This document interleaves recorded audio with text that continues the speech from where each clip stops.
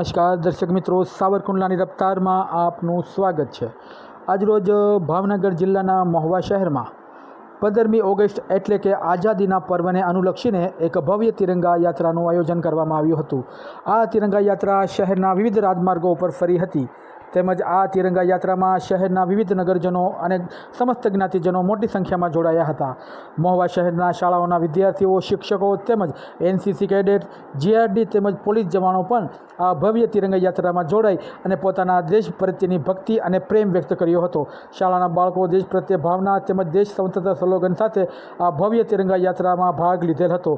આ ભવ્ય તિરંગા યાત્રા મહુવા શહેરના વિવિધ માર્ગો, જીમખાના, પેવેલિયન ગ્રાઉન્ડથી લઈ ગાંધીબાગ, વાસી તળાવ, કુબેરબાગ થઈ પરત પેવેલિયન ગ્રાઉન્ડ પર ફરી હતી। આ યાત્રા સંપૂર્ણ પૂર્ણ થયા બાદ શાળાના બાળકોને પણ અલ્પાહાર કરી અને યાત્રાને પૂર્ણ કરવામાં આવી હતી તેમજ મહુવા શહેરના નગરજનો દ્વારા પણ આ ભવ્ય તિરંગા યાત્રાનું વિવિધ માર્ગો ઉપર ભવ્ય રીતે સ્વાગત કરવામાં આવ્યું હતું અને સમગ્ર મહુવા શહેર જાણે કે રાષ્ટ્રભક્તિના રંગમાં રંગાઈ ગયું હતું। Bureau report, સાવરકુંડલાની રફતાર, Iqbal Sorathiya, Mahuva.